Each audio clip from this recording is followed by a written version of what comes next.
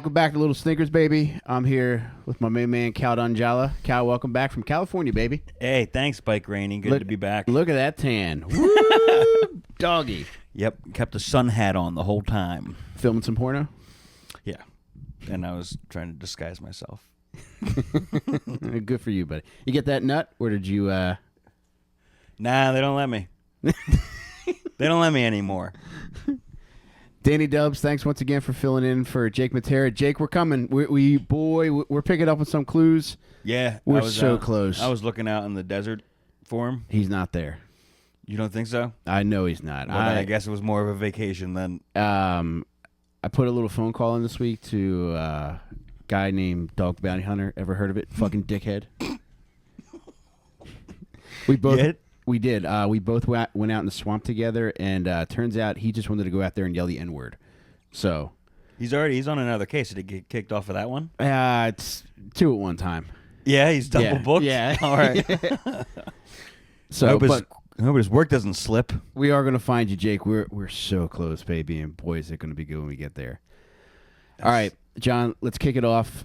Do our coin flip, because I'm not going to jump the gun like I did last week. Yeah. I truly believe one of these weeks you're going to get your Impractical Jokers episode. I have to. You will. The odds are in my favor that it'll happen one day. All right. Heads, one of your murderers. Tails, a real little stinker. One of the 4 gods. The IJ, True TV boys. Yep. Motherfucker. Heads again. Well done, Mike. I'm sorry you didn't get your Jokers episode, but you're going to love this fucking guy. Yeah? All right, that's good. All right, that's good news. Before I get into anything related to what this guy is or what he did, I got to ask you a favor. Okay. I want you to forget everything that you think you know about butt fucking. All right, you'll have to give me a couple minutes. This motherfucker was the king of butt fucking. No way. Yep. Wow. Just a trail of clap cheeks across the United States. I don't know if I know this guy's story. I don't know any serial killers who are known for their BFs. Well, I'll tell you one of his many names. All right. Went by Carl Baldwin. Jack Allen. A fellow named Jack Allen never butt fucked me. Give it time. Harry Panzram. I'm starting to like that one. Jeff Davis. Sounds like a guy I used to work with. Jeff Rhodes. Similar to the one that he was just saying. Jeff Baldwin. A lot of Jeffs. So a lot of time he was fucking a dude's butt and saying, "My name Jeff." Yep, that's exactly what he was doing. And John O'Leary. All right. He had that many nicknames. Many aliases. He had even more, but I'm just going to name a few. His real name was Carl Panzram. Carl Panzram. Yep. Panzram was a real name. It was. What was one of the other ones that was Panzram? Harry Panzram. Okay. Never heard of this guy. Well, you're going to hear a lot about him, and you're going to vomit. Oh, no, because of his prolific butt fucking? Dude, all this dude did was butt fuck burgle. Got in murder, burned down churches, stole jewels, fucking ripped off presidents. Sounds like a fucking pirate. He was a butt pirate. So I guess he is a pirate. I guess he is. But, man, this motherfucker was tearing through cheeks, unfortunately. Why is that unfortunate? Because most of them were kids. Oh, fuck. Yeah. I thought he was just having a good time. No, with some guys, I don't know that he ever had a consensual relationship. It was that fucking bad, dude. Right. On top of that, like, he had sex. He mentioned that he had sex with one woman, and he said she gave him gonorrhea. So that was it for the ladies. Had to swear it off. Mm-hmm. You still only men's butts. Are you still on pussy, or are you off it? Shit. I'm still on it right now, actually. Worth noting, I just want to thank our patrons again. When we hit like fucking 600 patrons this week, I messaged John so we can be excited about it together. And John said that when he was out in Los Angeles, he was going to take a prostitute out to a nice dinner. Did you get to take her out? I didn't, no. Oh, 1,000 patrons, and they'll do it. All right, cool. We're going back in December. I'm getting one too, baby. We'll all take a prostitute after dinner.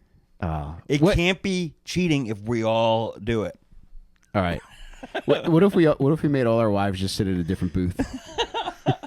We share a Gumar. All right. Well, let's also wait till Jake's in the picture again too. Yeah, he'll be there. Yeah, he will. Yeah, God willing. Happy birthday in heaven, Jake. All right. So Carl Panzram was born in East Grand Forks, Minnesota, June 28th, 1891. 1891. Yeah, this motherfucker wasn't modern. I know how particular you are about these modern serial killers and what my definition of modern is, but yeah, he was an oldie but goodie, baby. The height of the Industrial Revolution. What a time to be alive. In Minnesota, you said? Yes. Okay. It was like the Minnesota-North Dakota border. Okay. So Grand Forks is in North Dakota, East Grand Forks is in Minnesota. Gotcha. So he was born to Russian immigrants, Johann and Matilda. Bad bitch name. That's a bad bitch sounds like name. a fucking fun couple to hang out with. Want to have Johann and Matilda over this weekend? What kind of shit do you think they're into? They get fucked up, and then they drive their carriage home. All right, and he's got 5 older brothers and 1 sister. Okay. All right, but pretty quickly, like, the brothers start dying. Of all kinds of different wild shit. Of it being the 1800s. It's like you would fucking die from diarrhea. Yeah. Like you and I, we would have had... we would have been dead at the age of like 4. Yeah. From our eating habits. I would have died every fucking day of my 20s. All right, so he grew up on a dirt farm. All right. What? I feel like I've heard this before.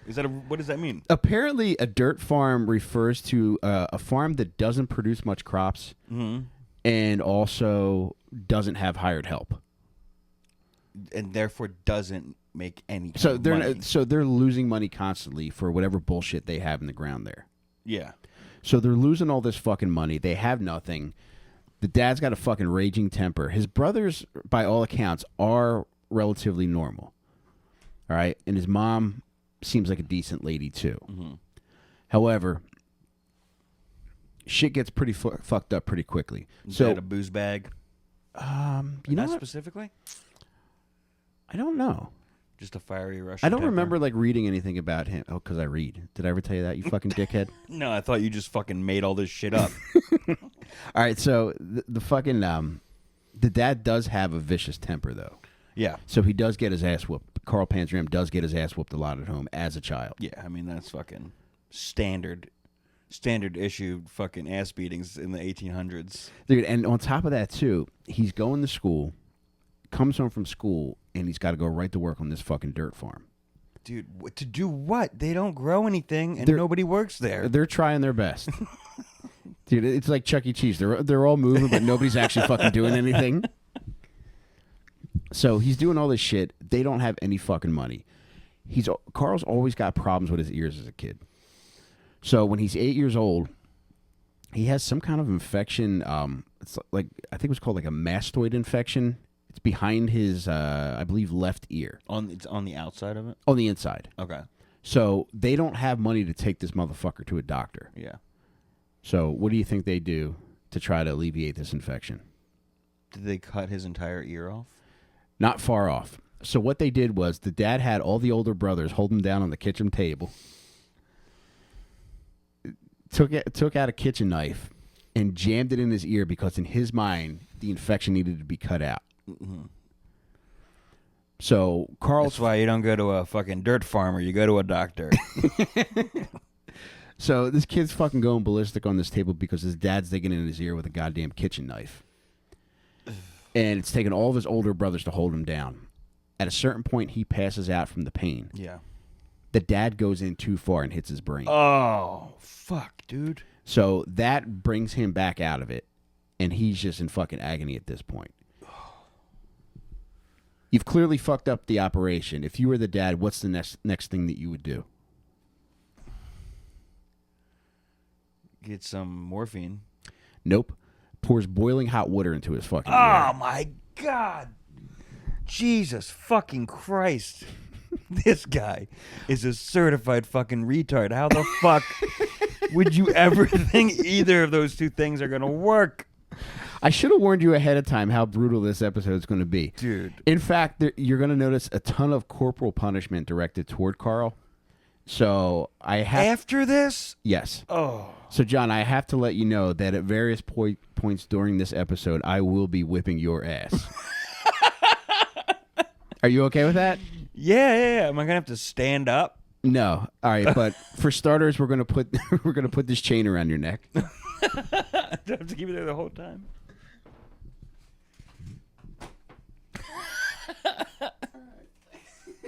I see the Spirit Halloween opened around the corner.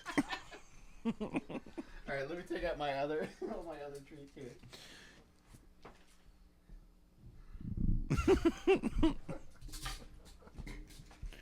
All right. That's not where you going where you think it's going. Didn't It's going up my ass. I told you to forget everything that you think you knew about butt fucking. So you shouldn't even think that thing's going up your butthole, dude. All right, I'm serious now. Clear out your hard drive of everything you know about butt fucking, dude. Now again? Yeah, because clearly you didn't do it the last time. All right. So I only know one thing about it. what could a person use a club like this for? To beat the boiling water out of his boy's head. Now we're talking. All right, so he has to be hospitalized as a result of his dad dicking around in his brain and pouring hot water into his fucking ear. Yeah, it didn't solve the problem. It made it worse. It's like working on your own car, dude. You just fucked it up. I think afterward he's using a dirty rag to wipe the blood off his hands. He's like, you're looking at 1,200, 1,500 minimum. Poor kid's got inspection stickers on his fucking nipples. I shouldn't say that, 'cause this kid. This is just the beginning of this kid's tough paper route. He goes to the hospital. They don't have money to begin with. The hospital bill's through the fucking roof. The dad sees the bill. He's like, all right, my farm sucks. A kid's ear sucks. I'm out of here. So the dad fucking takes off. Fucking A. Leaves everybody. Now, in a pretty short amount of time, most of the older brothers take off. Okay? And at this point... Are they old enough to go out on their own at this point? Yeah. I mean, I guess 16 is old And enough. now, yeah, going out on your own during the early fucking 20th century was probably like 12. Yeah. You know? As soon as you got pubes, you're out of there. Yeah. So at this point, he's 8 years old. Now, he starts hanging around bars. All right. At this point, he's kind of the man. Carl Panzram's kind of the man at 8 years old. Because he goes into bars and like hangs out with adult men. He's hanging out in bars, and guys start like giving him sips of whiskey. Quickly develops a thirst for whiskey at 8 years old. Oh my God. Jesus Christ, dude. So a kid with already a violent temper from being abused at home, having brain surgery on his fucking kitchen table, and having boiling water poured into his fucking ear is now drinking heavy, hard liquor. That's a recipe for something fucking hilarious to happen. And it does, man. Because at the age of 8, he's arrested for drunk and disorderly conduct. Oh my God, dude. Is he like stumbling home from the bar? How did he get home at 8 years old from the bar to his dirt farm? Probably drove. Dude, what kind of field sobriety test do you think they have for drunk 8-year-olds? See if you can crawl through this fucking tunnel. It's just gym class stuff. The cop's probably like, all right, I want you to count backwards from 100 by 5s. He's like, dude, I barely know my fucking numbers. All right, so this kid is fucking 8. He's drunk, and he's already been locked up. And this is 1900. That's everything all about sounds that's made fucked up. Yeah. That's fucking awesome. All right, so by 1903, he's 11 now. He's committing break-ins. Damn. Just for money. Yeah, just, for something to do. Yeah. Well, is it more for being a kid? I think it's a combination of being a kid, being desperate, wanting to get out of his own fucking house because there's always the chance of fucking kitchen table brain surgery. God knows what else they're going to fucking cut out of him. But it's just the mom, right? At this point? At this point, yeah, it's the mom, a sister, and an older brother. But everything's like he's not getting abused anymore at the house, right? The damage is obviously already done, but like what? There might be two older brothers because I know like the older brothers eventually ended up handling the punishment, and they would whip his ass too. if the mom decreed. Yeah, the mom was. It seems like she's like free of like any kind of abuse. However, she wouldn't stop it either. Yeah. All right, so now he's 11. He's committing break-ins and he's wandering around town drunk. So he wanders pretty far and he gets to like a section of town where people actually have shit. Like he views them as rich. However, you know, they might just have basic needs met. Right. He comes across one house, which he describes as being a rich neighbor. Helps himself inside, starts looking around. He ends up stealing a fucking pie, some apples, and a revolver. Oh my god. And he's drunk, he's got a gun, and he's 11. And he's thinking to himself, you know, fuck this shit, I'm out of here. Now, he'd always been obsessed with playing cowboys and Indians. Yeah. So... He's still 11. Yeah. So at this point, he's like, fuck it. He's like, I got a gun now. I could go out west and I could kill some Indians. Oh my god. Dude, so he finds his way to the train. Hops on a train. Doesn't take him anywhere near where he wants to go. He's fucking too drunk to read the schedule. Dude, eventually he Wait, gets how many? This many? So, dude, eventually, like, he makes it, and I forgot to hit you. What was that for? This is corporal punishment, baby. Oh, Like, just you whenever... you don't get to decide when I hit you. Oh, man. Is this what they do You in know the what? I'm Army? gonna put the... Let me hit you with the cat of nine tails. Don't ever talk back to me again on this podcast. All right, I'm sorry. All right. I'm just kidding. You can talk back all you want. But you will be hit for it. Oh, okay. All right. So, at this point... Good deal. He misses the train that he should have gotten. He's on a train, misses the connection, and ends up somewhere way away from where he intended. Where was he trying to go? He was trying to head out west because there were Indian wars going on out there. Yeah. And he was just like, I'm going to go out there. I'm going to be the man. And these fucking 6 bullets in this gun are going to be all I need to fight these Indians. Isn't he already, like, isn't North Dakota a big Indian territory? I don't know, dude. I mean, isn't that where Deadwood is? Dog. He's in, like, the perfect area. Deadwood, South Dakota. Okay. All right. It seems like it makes sense. Damn. That's would probably be, like, the fucking best train trip ever. Just to go look for Indians. America. Yeah, to go fucking. Dude, it's not going to be because I'm going to tell you. scalps I'm going to back. tell you why it wasn't awesome in a minute. So he gets brought back to his hometown. Eventually, the cops get a hold of him, and he's a scared kid at this point. They're like, "All right, we're just going to take you home." So they take him back to Minnesota, and when he gets back there, he gets in trouble for fucking stealing the gun, stealing the pie, and stealing the apples. So they send him to Minnesota State Training School at Red Wing, which is a reform school for kids. Okay. Now, the kids there are between the ages of 8 and 21. And That's weird. I feel like you were allowed to drink when you were like 16. well, dude, this time period, like, two things. It's funny you point that out because two things were weird about that were that 21, you could be in a reform school for boys, and also you had to be 21 to join the Army. Yeah. So he goes to this fucking reform school, and this is all the way across the state. So he's from like the North Dakota, Minnesota border, and then the Red Wing is like southeast of there. It's like right, I think it's right by Minneapolis. Okay. All right, so he's far from home. Not that home was like a nice place for him, Yeah. but He's probably a better situation where he's going. boo. Nope. No. Dog, the amount of fucked up shit that this kid has to endure, like you get to see why he ends up clapping 1,000 cheeks. Yeah, just fucking sleepers. Yeah. But he gets to fucking Red Wing, and his first day there, all right, it's rife with child molesters. So Red Wing is broken up into companies according to age, and there's 250 kids total, and then there's 5 companies.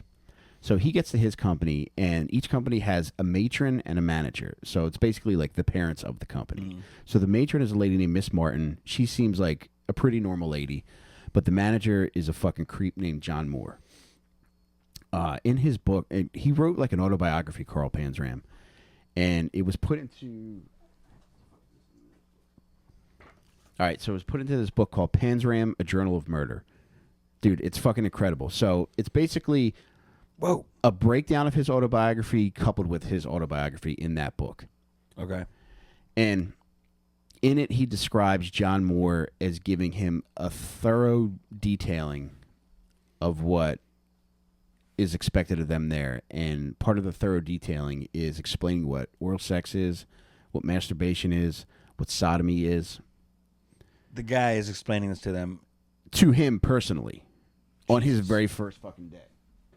So he's explaining like all this shit to this poor kid and getting molested during his intake exam. Yeah. So that's happening. And two of the questions from the intake that I found pretty funny were, is your father insane? And is your mother a prostitute? He was going to try to fuck his mom, make sure the old man didn't fuck him up. Dude, I think he saw Forrest Gump and was like, all right, a lot of these kids' moms are loose and they're trying to get them out of trouble. So he was trying to fuck. And they would have to go to church all the time. Like everything was just centered around believing in God, believing in Jesus, and devoting yourself to Jesus. And he just couldn't get down with that. So in addition to getting his ass whipped right off the bat, getting molested right off the bat at this fucking place, he was being beat by guards, getting beat by older kids, and by his estimation, he was getting fucked up 4 times a week. God damn. And he's fucking 11 at this time. So one of the places on the campus, so they would go to school, they would have theology lessons all the time, and everything revolved around going to church 7 fucking days a week. There was a place on campus that was especially fucked up that the kids would get brought to, and it was called the Paint Shop. Yes. Why do you think it was called the Paint Shop, John? Because they were doing paint jobs? It was sponsored by Sherwin-Williams. No, because when the kids would get brought into there, they would leave black and blue. Oh, Jesus Christ. Yeah. Super fucked up. So they would get brought in there, and not only would they get their asses whipped, but there were torture devices. That reminds me, do you mind if I handcuff you right now? No. Okay, thank you. Thought you'd never ask.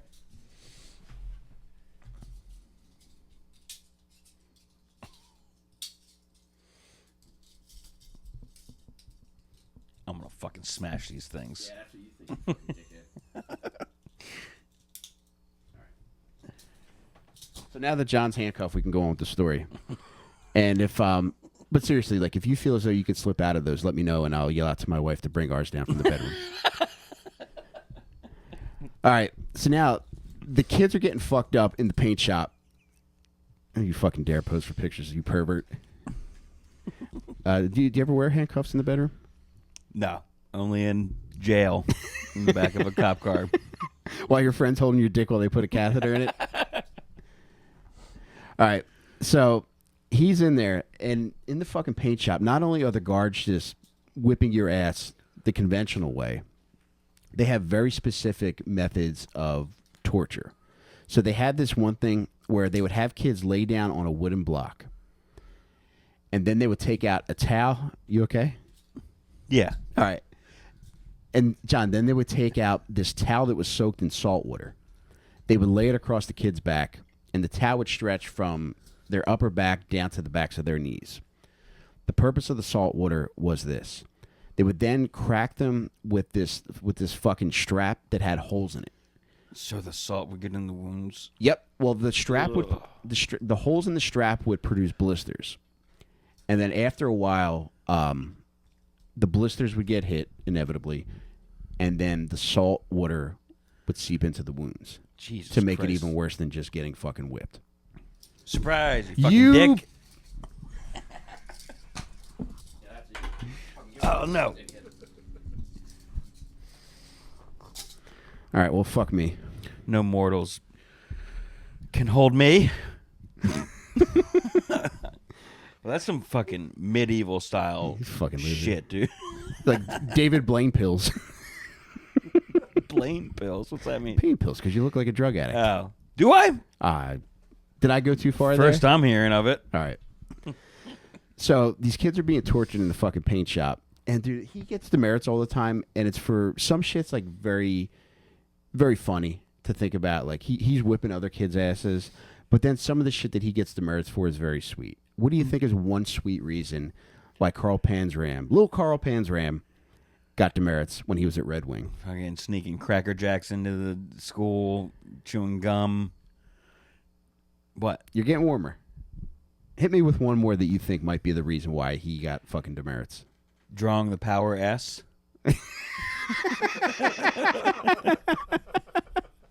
Yes, and the S was for sodomy.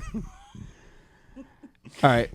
So, no, the very cute reason why he got demerits was because he got caught pouring sugar in his hat.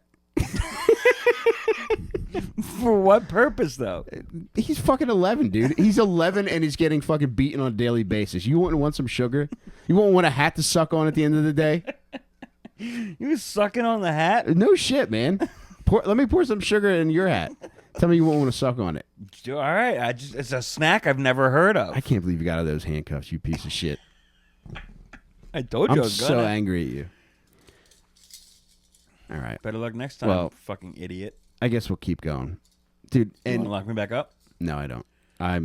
You took the wind out of my sails. All right, so at this point, they ended up taking him out of school because he's causing so many problems there. Because of the sugar hat thing? Teaching all the other kids how to get a free snack? Dude, they were dipping everything in sugar, dude. Just they had pencil cases full of sugar, fucking hollowed out books full of sugar. He then went on to invent Fun Dip. But they ended up taking him out of school because he was so problematic while in class. And they didn't tell him that the reason why he was being taken out of class was because he was fucking all the other kids up and mouthing off to the teachers constantly. They told him he was too dumb for school. Jesus Christ. I believe you were told the same thing at University of Delaware. Is that true?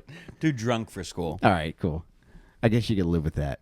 So, dude, what he spends most of his time doing during the days is working in the staff dining room. Now he's an employee. Well, yeah, I guess he's a volunteer, I would guess you would say. Forced volunteer. Yeah, forced volunteer, so a slave. Yeah. Forced volunteer is the most creative description of slavery that I've ever heard, dude. Do we have any forced volunteers on this plantation? Dude, and at this point, like, he's like halfway to becoming a serial killer. So all the groundwork's been laid. Abuses a child. Nobody fucking loved him. He's getting fucking molested at this place. He's getting his ass whipped on a regular basis. And now he's working in the dining hall. What do you think he ends up doing in the dining hall? I don't know. Everybody else that worked in the dining hall is fucking A-okay, though. Like that. You just listed that like it was the worst fucking part of everything else. You're going to find out why. Gets his ass beat, ends up working in the fucking dining hall. Ends up waiting on people who don't tip. It was fucked up, dude. So when he's in the dining hall, he ends up serving the staff. Ooh. That's his job. So he's making food for the staff and serving them. He ain't going to be putting no sugar in their hats. No, dude, he ends up pissing in coffee. All right. Some stinker stuff. Not like rat poison immediately. Getting there. Yeah. All right, so he's pissing in coffee, and he's jerking off in the ice cream. He's coming at 12 years old? He is, man. What a good kid. Apparently, according by his own admission, he hit puberty at 8. Oh, my God. I think it was the whiskey that expedites it. Yo, imagine he was going to get laid at 8 years old at these bars, getting wasted. Getting a lap dance and his feet are dangling off the fucking couch. Damn. All right. So he's jerking off in the ice cream. Yeah. And, dude, in this autobiography, when he talks about the jerking off in the ice cream part, after he describes it, he says they had no idea, but I wish they could read this now. So, pretty fucking cool guy up to this point. So, he tries to escape, and he's beaten for it. He's caught, he's beaten, and then he's brought back to work in the fucking dining hall. So, the guy who molested him at the intake, John Moore, comes in to eat. He gets caught putting rat poison in John Moore's food. Damn. So at this point, he gets his ass fucking beat again, and then he's starting to get tired of having his ass whipped constantly. So Yeah, you don't say. so kids start to feel bad for him too. Like at a certain point, it was every man for himself. But he's there for a couple of years now, and kids are starting to feel bad for how badly he gets fucked up. So a couple of the OGs pull him aside, and they're like, "Look, dude, if you ever want to fucking get out of here, you got to say that you love Jesus. All right, you got to fucking just go with it. Just fucking tell him you do. Just make him believe it, and you'll get out of here." So he starts to think about that. Now, at this point, his mom contacts the Red Wing school to say that Carl's older brother was killed in a logging accident.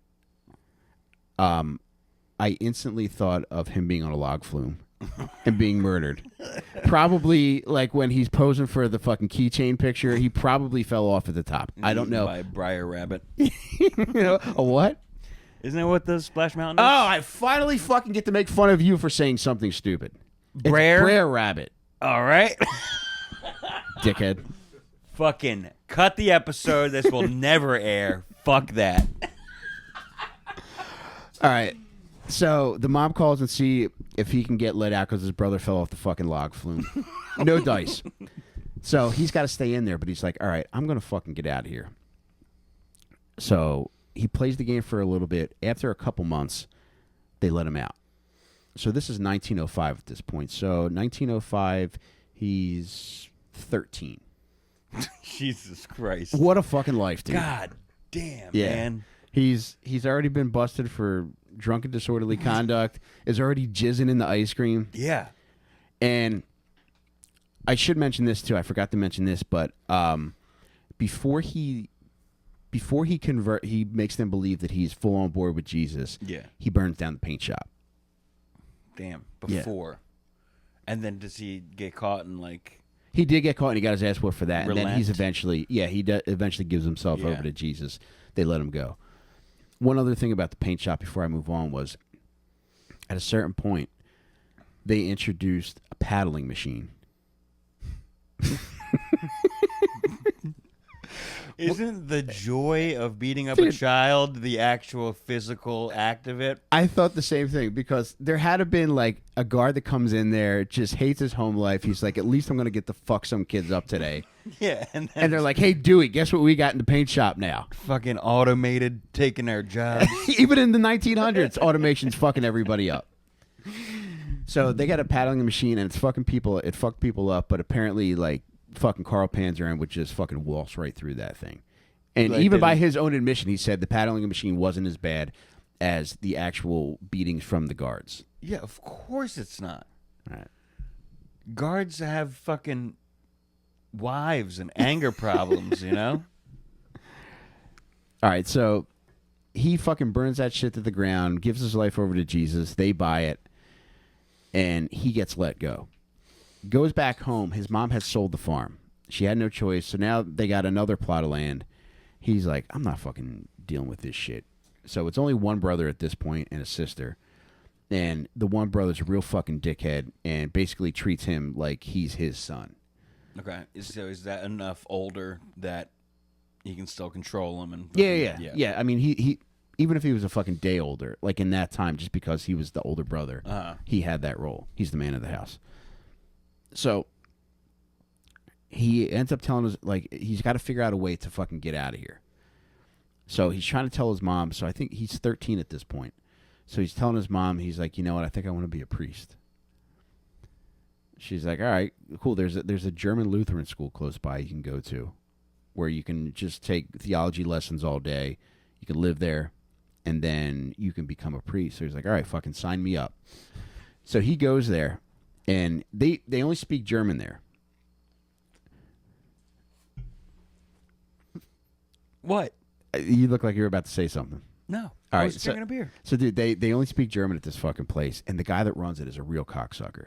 The priest that's teaching all these kids. Yeah. So you got all these child priests in the fucking class being run by a fucking sociopath German teacher. So eventually, he's getting his ass whipped for everything there. Like, everybody's answer to everything during this time was fucking kids up. Yeah. Well, I mean, yeah. So It should be the way. all right, we'll go with that.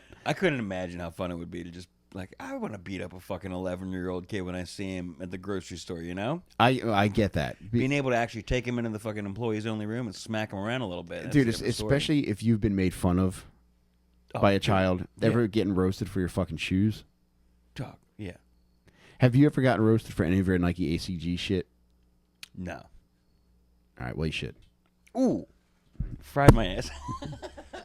Oh, dude, real quick aside, I got fucking roasted by a Pokemon trader on Twitter. What? What are you talking about? Because somebody mentioned, like, hey, I'll listen to any podcast these guys are on. And I was like, it was all very funny people. And a guy, like, listed me. Mm-hmm. And I was like, oh, that's very nice of you. Thank you. And a guy wrote, like, a vomiting emoji. And he said, take out Rainey and put in Tim Dillon. And I looked at his profile, and he's a Pokemon trader. Trader. Yeah. Not trainer. No. That's what I thought. I was like, you know what? Now that you said it, if I had saw that he was a trainer, I'd have probably took it a lot harder than I did. Pokemon trader he's just the cards, and he's still tethered to reality. Yes. Okay. But he's not training Pokemon, so no, because that's not a real thing. But it's fucked up that he chose me. All right, so back to the cheek clapper, Carl Panzram. So he goes to this fucking German Lutheran school to become a priest. Getting fucked up constantly. It's not working out for him or for anybody there. And eventually his rage is boiling, so he's like, I'm going to fucking get this guy. Because this priest is just fucking him up. He susses him out from the second he comes in there. He's like, this kid doesn't want to be a priest. But rather than just pull him aside and say, like, yeah, dude, go the fuck back home, he just tortures this fucking kid. Yeah. So Carl Panzram, little ass Carl Panzram, finds out that one of his classmates has a gun. So he takes it off the kid. And the next day at school, the teacher's fucking getting in his ass about something. He's like, dude, you got to back the fuck up. The guy's not backing the fuck up. So little ass priest in training Carl Panzram whips out the gun and points it at him. Starts pulling the trigger, the gun won't fire. No. Yeah, fuck. So little ass Carl Panzram tried to kill his fucking teacher, but the gun wouldn't fire. He's going to get it. Extra ass beating for that. Surprisingly, it wasn't that bad. Okay, good. From so this guy the school. Realized that 13-year-old boy is going to fucking kill me today. There was in the autobiography, there's a funny quote from the priest who thought he was about to be killed. Apparently, when Carl pointed the gun at him, he said, "Mein Gott, a gun, a gun!" So at least Carl got that satisfaction of getting that reaction out of this cocksucker. Wish he pissed his pants. Pooped his pants too, I bet. That would have been sweet. Just fucking the guy can't. Yeah, seeing a guy who's can't work there anymore. Pants. Yeah, he's got to change schools. You got to go into HR with shit pants. All right, so he gets sent home. The school's surprisingly very cool about what he just fucking did. Yeah, that's absolutely the opposite of what happens today. So apparently the guy that's like running shit there, he's just like, look, dude, this isn't for you. You're not in trouble here, but you can't keep coming. We got to send you home. They send him home. They let his mom know what's going on. They let his brother know what's going on. So the brother just, as soon as Carl Panzram walks in the fucking door, starts whipping his ass.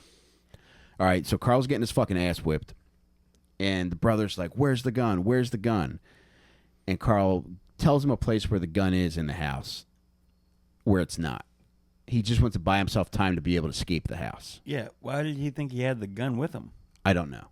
Okay. So he tells him it's somewhere where it's not, just so he gets away from him and stops whipping his ass. As soon as the brother goes looking for the gun, Carl takes off out the front door. Yeah. And he's like, fuck this, I'm hitting the railway. Never coming back. Not coming back. So he starts hitting the rails pretty hard. Like hopping train style shit. He is, yeah, hobo shit. Yeah. Unfortunately, he comes across the wrong car full of hobos. I was going to say, dude, like, that's number one get your ass beat land is fucking getting caught hopping trains. Oh, dude, it's even worse than getting his fucking ass whipped. So he starts hopping trains, finds one car. There's 4 hobos in it. He said at first, like, they're pretty cool guys. And they're having a lemon party. Yeah. Yep. And at first they're cool, but then he says it quickly turns. And they start insinuating that they like to fucking suck and fuck each other. And being that he's the new man, they're going to take turns on him. It's like the before picture of the lemon party. So unfortunately, each one of these fucking hobos rape him. Jesus fucking Christ. To make it worse, they made him hold each of their stick and bindles. Well, no, that's not true. That's awful. They made him hold his thumb up the whole time. But dude, at the age of fucking 14, he's getting gang raped by hobos. So he ends up in Butte, Montana. Wandering around Butte, comes across another hobo encampment. Wandering around fucking with a wide gate. A wider gate than he was before he was on the train. So he's in Butte, Montana, and I think at this point it's fair to say he's Butte hurt. Do you need to get hit? No. All right. I'm getting close to my eyes. All right, that's the point. All right, so he's wandering around Butte, Montana, comes across a hobo encampment, doesn't have shit except the things he came with. One thing they were very nice about is all the shit that he had with him, they stuck to the hobo creed and threw it all off with him when they threw him off the train. Is that really the hobo creed? It is. Oh, my God. You don't take another guy's shit. No way. Apparently, that's true. Still to this day? I think so. Huh. I can't They be live sure. by a code. The only way that we can verify that is if we hop a train and come across a pack of butt fucking hobos and ask them ourselves. Well, what are you doing tonight? Who do you think they'd go after first, me or you? Depends on what their taste in men is. All right, so at this point, he's in Butte, Montana. He's in this hobo encampment, and this one pack of hobos are sitting by a campfire. They call him over. They start warming him up. They're like, "Kid, you like to drink? We got some beer." He's like, "Yeah, fuck it, man. I love the drinks." So they give him some beer. They're like, "The beer's good, but the whiskey's even better." So they start feeding little ass Henry Panzram or Carl Panzram whiskey. He loves the junk. He does. Unfortunately, they get him blackout drunk, and when he's blacked out, this group of hobos rape him as well. Jesus Christ! You think you can trust a group of hobos? So, dude, 2 packs of hobos in the matter of fucking months. Wait, that was months after? Yes. Okay, he's been in Butte, and they've been in his Butte. He got raped on the train, got off, was there for a couple months. New group of hobos, raped by them. And I can't substantiate this, but I wouldn't doubt if that hobo butt fucking train was the reason why Amtrak started the quiet car. That is an interesting tip. I did not know that. So I'm gonna email Amtrak and ask if that's the reason. All right, so at this point he's in Butte, Montana. He endures that, and then he gets picked up for petty theft and burglary.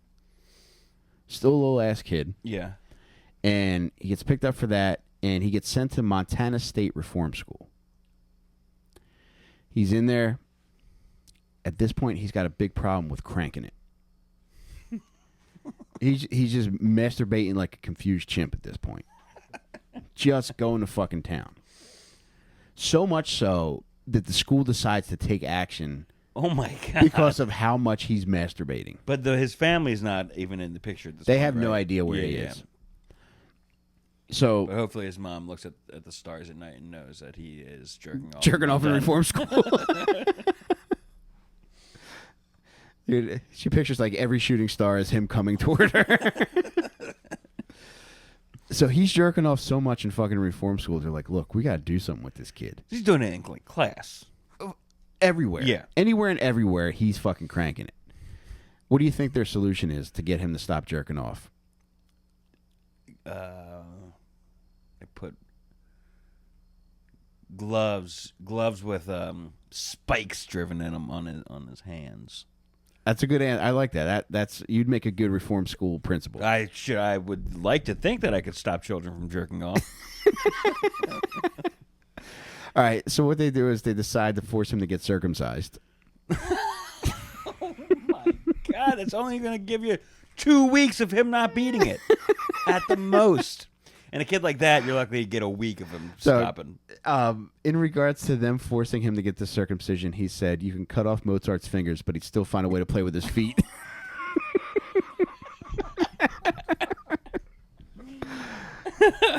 So this kid's pretty funny. All right. No, he did not say that. He did say that. I thought you made that up. I did not. Oh my god. Yeah, he's pretty fucking funny, That's dude. fucking great. Yeah. So he gets a little friend in there. This guy Jimmy Benson. Could you imagine being so prolific at jerking off you compare yourself to Mozart? Jimmy Benson. He likes to jerk off with Jimmy Benson? He does. Jimmy Benson's sweet on him. Let's just say they got a little midnight sonata going on. And they're the same Moonlight age? Sonata. Fuck, god damn it. God damn it. Bear, fucking. So wait, it's All right, Brer Bear? Hit me with it. Yeah, go ahead. So yeah, it's Brer Bear. It is? It is. Nah, they should change it. Okay. So him and Jimmy Benson, they got a little thing going. So he convinces Jimmy Benson to escape with him. They both take off. They go separate ways, but they have a plan to meet up at a certain point. All right. They find a place to meet up, and when Carl recognizes wherever he's hiding out, he sees somebody out there like digging through shit by a tree. He doesn't know it's Jimmy Benson, so he sneaks up on him. He's going to club him with this iron bar that he has. Yeah. Then as Jimmy Benson turns around in terror, he realizes this is his boy. Yeah. So he's like, look, I brought food for you. I brought clothing for you. You know, here's all this shit. So at this point, they start making their way through the United States, and what they do to survive is they start burning down churches.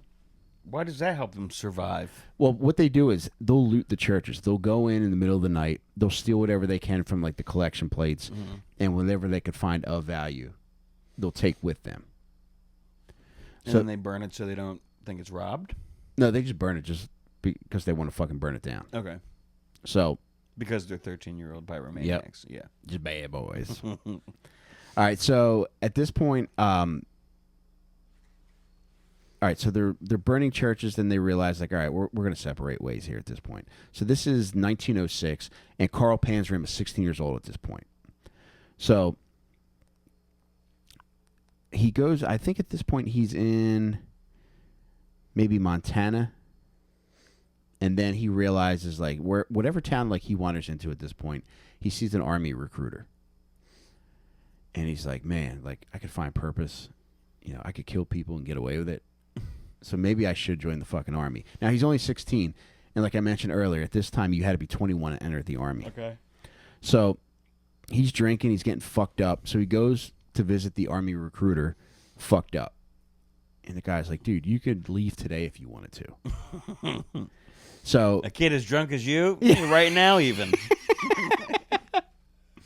So he's like, yeah, fuck it, I'll sign up. So before he even has a chance to sober up, he's on a truck going to fucking boot camp. Jesus Christ.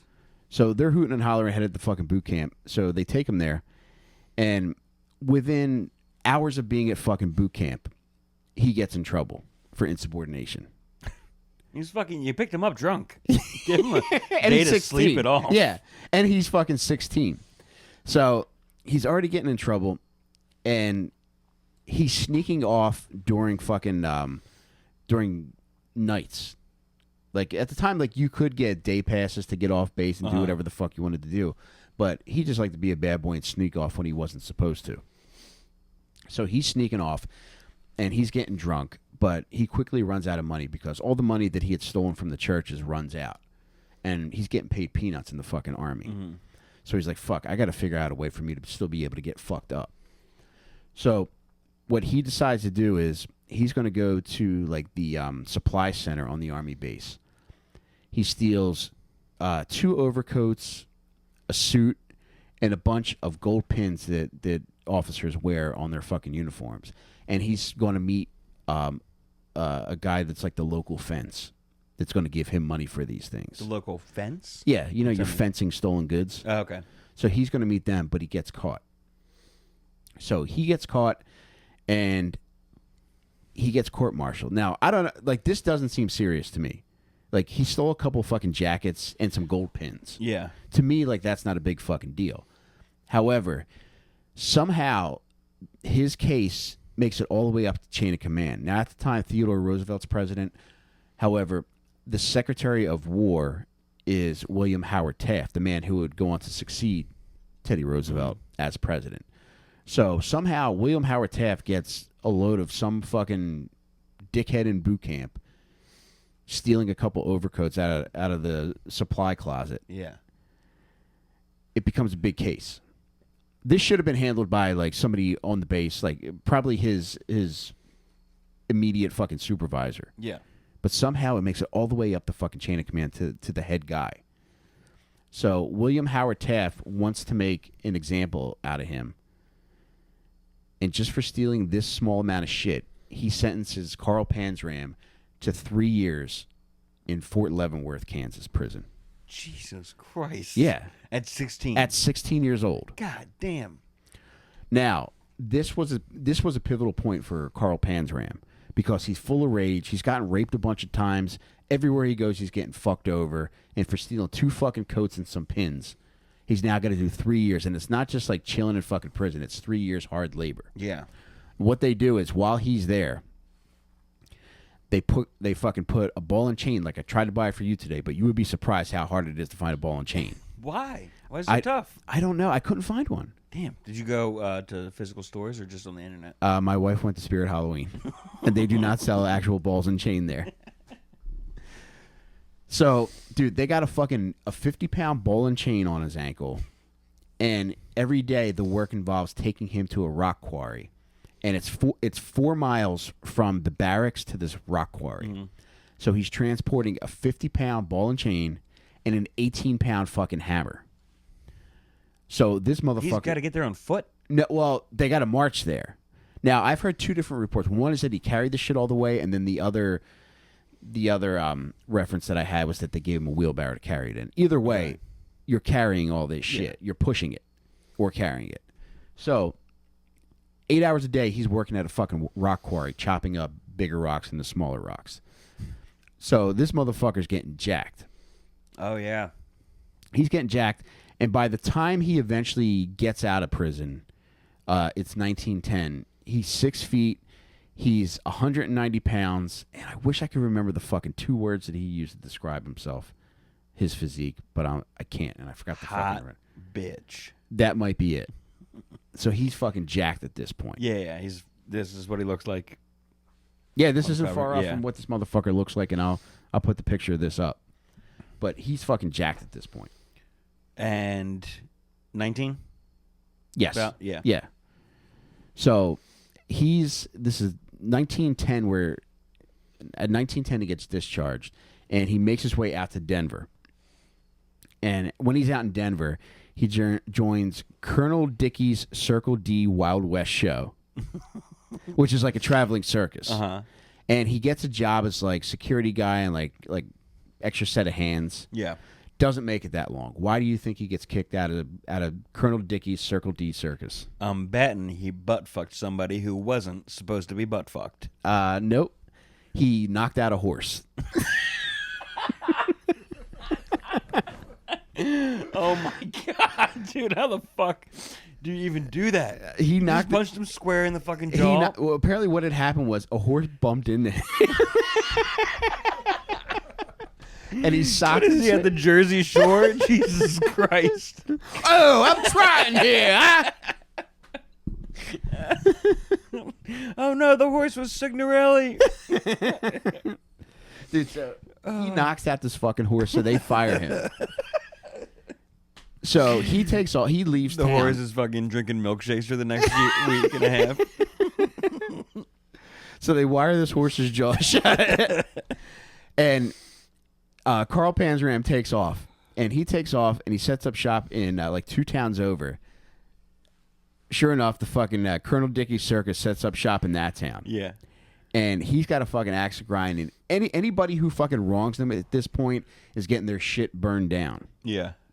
So he sees the Colonel Dickey crew pitching up their tents and getting ready to have their circus in this town.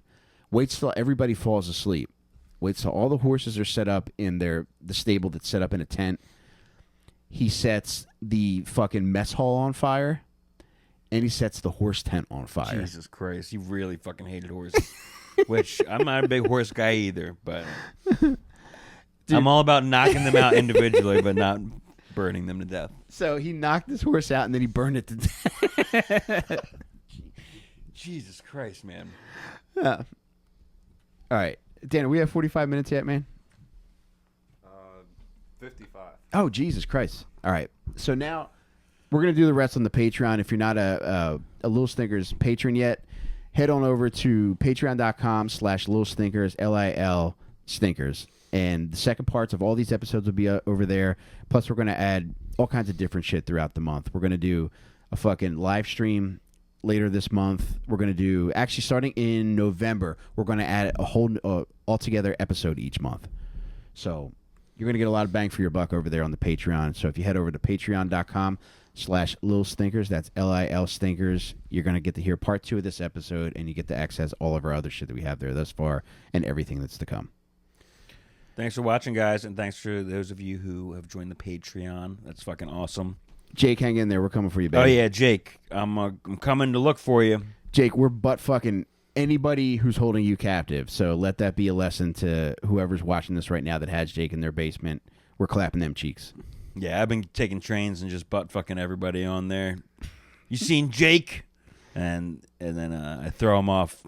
I swear to God, if you got a horse too, we're going to sock it and we're going to break its jaw. All right, guys, we'll see you over in the Patreon later. See ya.